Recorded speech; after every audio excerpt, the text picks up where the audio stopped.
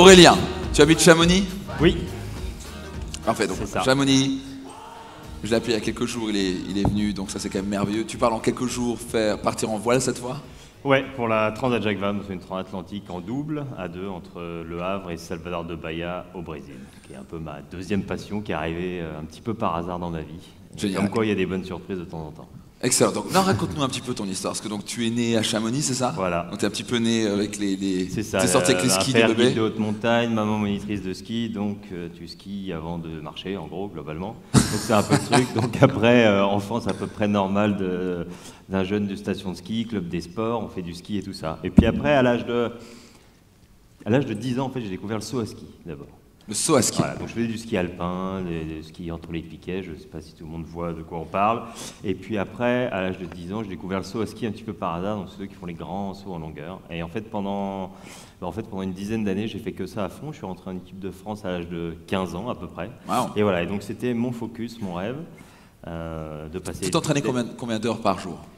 D'heures par jour, je ne sais pas exactement, mais quand on était en équipe, c'était, je sais pas, une quarantaine d'heures par semaine, je dirais, de saut à ski, plus l'entraînement physique à côté, donc ça faisait pas mal, surtout à 16 ans et quand il y a l'école en même temps, quoi. Qu'est-ce qui fait que tu arrives en équipe de France? À la fin, il y a quand même beaucoup de choix, il y a beaucoup de skieurs. Non, alors clairement, déjà c'est depuis petit, c'est depuis gamin, je suis un peu dans cet état d'esprit-là, c'est de me dire, je veux être champion du monde. Voilà. Ah donc depuis tout petit, tu t'es dit depuis gamin, c'est le truc, je serai champion du monde de ski, c'est mon objectif, je regarde tous les Jeux olympiques, toutes les Coupes du Monde. Enfin, je suis vraiment les ralentis, des trucs comme ça. Bon, je me retrouve en saut à ski un peu par hasard au final, mais vraiment dans cet esprit de compétition, je fais de la compétition depuis que j'ai 5 ans. Et j'en fais toujours aujourd'hui, comme quoi je crois que j'aime ça. Et donc voilà, donc j'ai toujours été un petit peu, toujours eu un peu, ouais, ce rêve-là derrière, bien sûr de performer, et puis le championnat du monde. Bref, je me retrouve en équipe de France pendant des années, et puis là, là c'est un petit peu moins facile, quoi. Je suis un peu plus grand, je suis un peu plus lourd, donc il faut que je maigrisse. Donc, et c'est là où le sport c'est génial, mais de temps en temps il y a des sacrifices qui sont hyper durs et des fois que tu n'arrives même plus à accepter. C'est là où tu te retrouves, et je pense que dans plein de personnes on s'aperçoit qu'on n'est pas au bon endroit au final, au bon moment, et que c'est peut-être là où il faut se réinventer et partir ailleurs. Et ben, tout simplement, c'est qu'une fois que je mesure 1m80 et 60 kg, 63 kg, j'en fais 70 aujourd'hui. Pour info, je ne mangeais aucun régime, rien du tout, je mange tout ce que je peux. Voilà. Donc j'ai pas je dirais une corpulence naturelle énorme, au contraire. Et en fait, il fallait que je pèse 55 kg. Donc j'étais au régime. Mais au régime. Le régime, salade verte, le lapin qui ne mange rien, tu vois. Pas de sauce. Bon, bref. Et en fait, je me retrouve là-dedans et tu rentres dedans.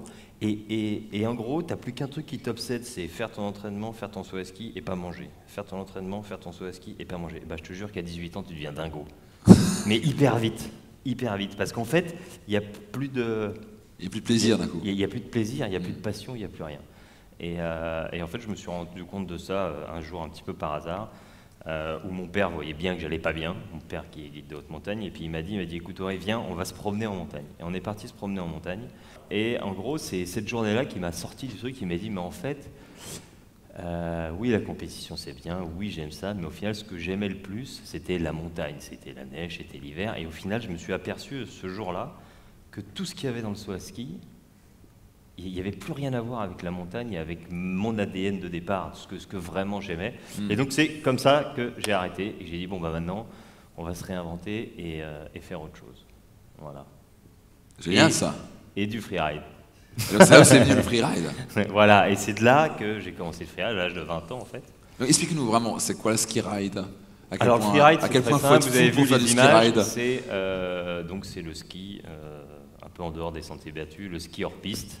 Et voilà, le but, quand on voit une compétition, c'est que les organisateurs choisissent une montagne, il y a un point de départ, un point d'arrivée, et il faut faire la plus belle descente possible. C'est une descente qui n'est pas chronométrée, mais qui est jugée. Donc suivant différents critères. Il faut que ce soit la plus belle possible, éviter de tomber, etc. Voilà, le contrôle, la ligne qui est choisie, l'agressivité, l'engagement, la technique, enfin voilà. Est-ce que tu peux le faire plusieurs fois avant? Non, voilà, exactement. C'est la particularité du freeride et ce qui rapproche vraiment, je trouve, ce sport-là qui est particulier par rapport à l'autre, c'est qu'on n'a pas le droit de répéter en avant, donc on n'a pas le droit de monter sur la montagne, de skier la montagne, Donc les images que vous voyez, c'est la première fois qu'on descend. Donc on repère uniquement visuellement et à la jumelle le chemin qu'on va faire. Et donc c'est un sport qui demande quand même pas mal d'expérience. Parce que quand on regarde à la jumelle à 200 mètres, savoir si le rocher il va faire 8 mètres ou 15 mètres, eh ben, des fois, on a des bonnes surprises à la descente. C'est pas des mauvaises. Ah, j'aurais dit moins. C'est trop tard. C'est trop tard. Donc, on va se donc, débrouiller, quoi. donc, typiquement, tu peux aller jusqu'à 15 mètres, c'est ça? Ou c'est plus parfois? Ouais, alors tu peux aller un peu plus haut que 15 mètres. Mais alors déjà, 15 mètres, c'est un dossier. Hein. C'est à peu près ça, je pense. C'est ça. Je sais pas, faudrait demander tout ça, mais c'est à pas peu mal, près, tu sautes de ça. c'est à peu près 15 mètres. Voilà, mais bon, tout ça, tu le fais pas du jour au lendemain quand même, quoi. C'est un truc qui se fait progressivement. C'est qu'au début, j'ai sauté 50 cm. Et puis, d'année en année, on est monté 5, 10, 15, parce qu'on était prêt physiquement, techniquement, et que d'un coup, on avait les possibilités. Voilà. Est-ce que tu as parfois peur? Est-ce que j'ai peur? Non, je pense pas. Parce que pour moi, la peur, c'est un vrai frein. C'est à partir du moment, si je me dis, bon, ben, j'y vais, mais j'ai peur, c'est qu'il y a un truc qui va pas, c'est qu'il y a un truc où je suis pas sûr de moi, et donc ça va pas. Donc j'essaye d'évacuer ma peur avant. Bien sûr, le matin, ou je dirais la veille, quand j'arrive, je vois la montagne, on parlait de l'extrême de Verbier, je crois qu'il y avait des images, c'est en Suisse, c'est la finale du championnat du monde, c'est un espèce de triangle magnifique, ça fait 55 degrés, ça fait 800 mètres de haut, il n'y a que des cailloux quand tu regardes d'en bas. Quand tu regardes d'en haut, bah, c'est tout blanc parce qu'il y a de la neige dessus, sur les cailloux. Et effectivement, la montagne, elle fait peur. Là, tu dis, j'ai peur. Mais en final, bah, tu vas la travailler, ta peur, jusqu'à ce que tu te sentes à l'aise, jusqu'à ce que tu te sentes un peu en harmonie avec cette montagne, et que tu vas réussir à te sentir bien et à prendre confiance et à être sûr de toi et sûr de tes choix. Intéressant. Donc, c'est quelque chose qui te fait peur.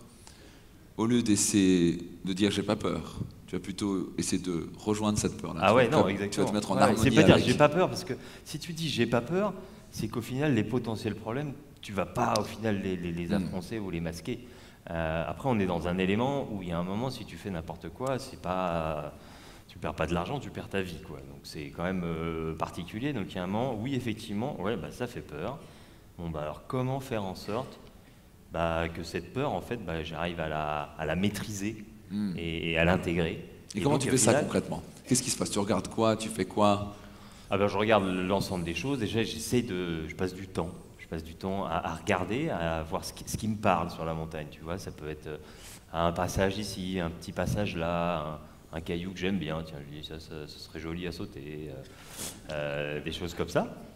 Et qui, bien sûr, par rapport, après il y a toujours un côté compétition, par rapport aux critères qui peut rendre quelque chose de bien, mais surtout quelque chose que tu as envie de skier. Voilà, tu te dis, tiens, si j'arrivais à réaliser ça, ça doit être génial d'être capable de la skier de cette manière-là. Et de là, tu vas détailler vraiment quasiment chaque virage, tu vas imaginer l'ensemble des virages, l'ensemble des sauts. Donc tu visualises en quelque sorte, voilà, tu l'imagines. Ouais. Bon, après, tout ça, on visualise. Donc je visualise, j'ai toute ma course dans ma tête. Un virage, deux virages, tac, là, virage droit, virage pied gauche, hop, saut, tac, je me pose, virage pied droit, je ralentis un peu, ressaut, tac, tac. J'ai fait 10 ans de freeride sur le championnat du monde. J'ai gagné 2 fois le championnat du monde.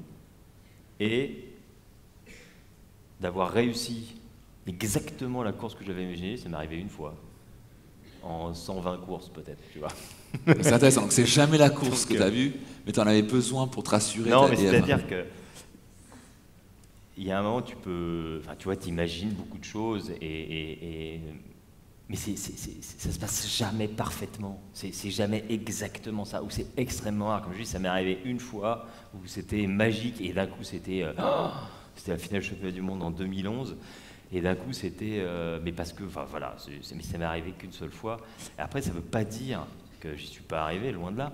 Mais voilà, même si on est sûr, même si on imagine tout, il faut toujours être prêt à l'imprévu, entre guillemets. Et ils peuvent être graves des fois, très compliqués, mais gérables, si on est préparé au départ à se dire, ok, je sais exactement ce que je veux faire ça, et si ça le fait, ça vient. Par contre, si on ne s'est pas du tout préparé à ce que ça ne marche pas, d'un coup, c'est panique à bord, quoi. Par contre, si on s'est préparé à se dire, bon, au cas où, j'ai un petit plan B, au cas où, bon, je ralentis là, c'est pas très grave, petit tac-tac, voilà, donc toujours se dire un peu...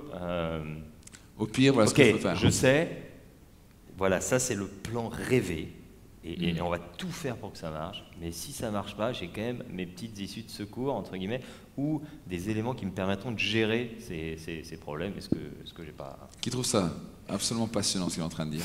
Et si vous faites la même chose, si vous transférez ça dans vos affaires, si vous transférez ça par exemple dans une relation de couple, et vous dites, ok, de quoi je risque? On va dire peut-être que vous êtes célibataire depuis un moment, et peut-être vous dites, non, c'est le moment peut-être de me dire, tu sais quoi, je vais prendre un risque, et au pire, c'est quoi?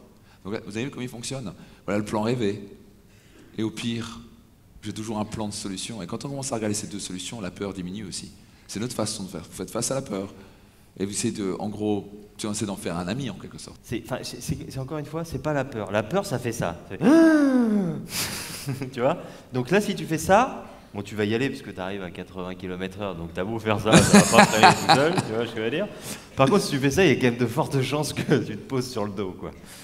Alors que si tu dis, non mais en fait, il y a un moment quand tu as décidé d'y aller, s'engager, et ça fait partie de l'engagement, et c'est hyper important. Donc l'engagement, il est hyper important, et les sensations, tu passes un peu partout, quoi. Bon, déjà, tu es quand même assez haut dans les sensations tout le long, parce que tout va très très vite, c'est niveau, et voilà, émotionnel, c'est assez fort. Après, c'est ma passion, hein, donc c'est aussi assez un truc pas facile, mais c'est toujours aussi grisant, aussi passionnant. Et puis c'est un milieu où tu as tellement de choses à découvrir, il te faudrait bien plus d'une vie. Il y a toujours...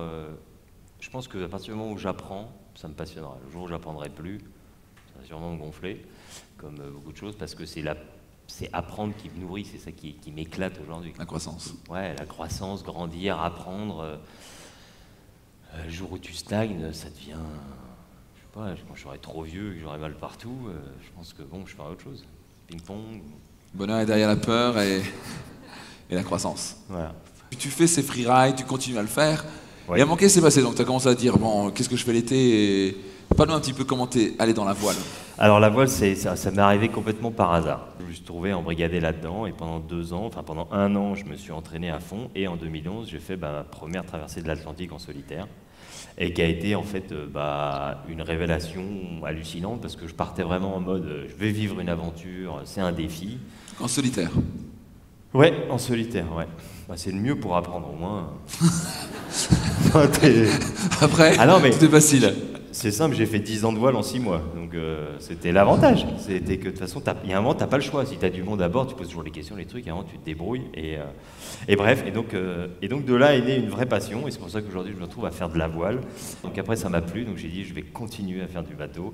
Et derrière, j'ai continué, j'ai fait la Transat Jacques Vabre en 2013, le Tour de France à la voile 3 années de suite là. Là, je repars sur la Transat Jacques Vabre, le 5 novembre prochain.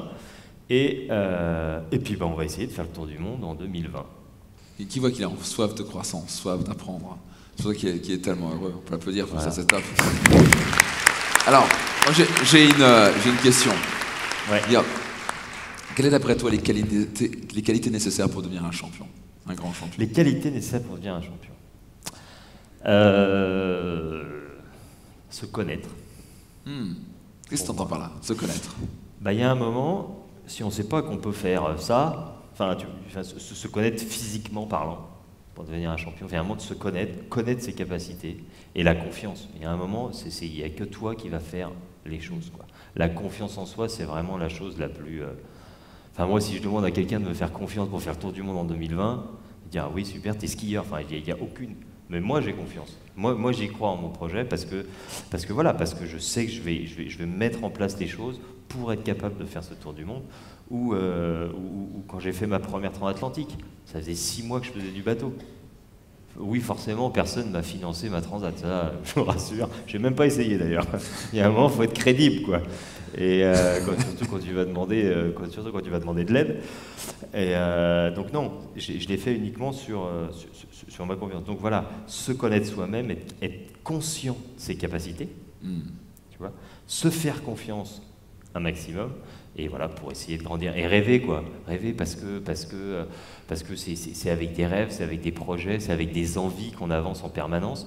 Sinon on s'emmerde. Quand tu demandes à un enfant, tu veux faire quoi plus tard? Souvent ils te sortent des trucs. Bon, alors il y a le pompier, il y a le truc, mais des fois c'est surréaliste. Et je trouve ça génial parce que pourquoi pas? pourquoi pas faire un truc surréaliste? Mais voilà, si tu y crois, si tu en veux, si tu crois en tes capacités, si tu as confiance en toi et si tu es prêt à mettre toute l'énergie qu'il faut pour y aller, je pense qu'on peut réussir n'importe quoi jusqu'à vivre sur Mars. Excellent, on peut t'applaudir pour ça, excellent.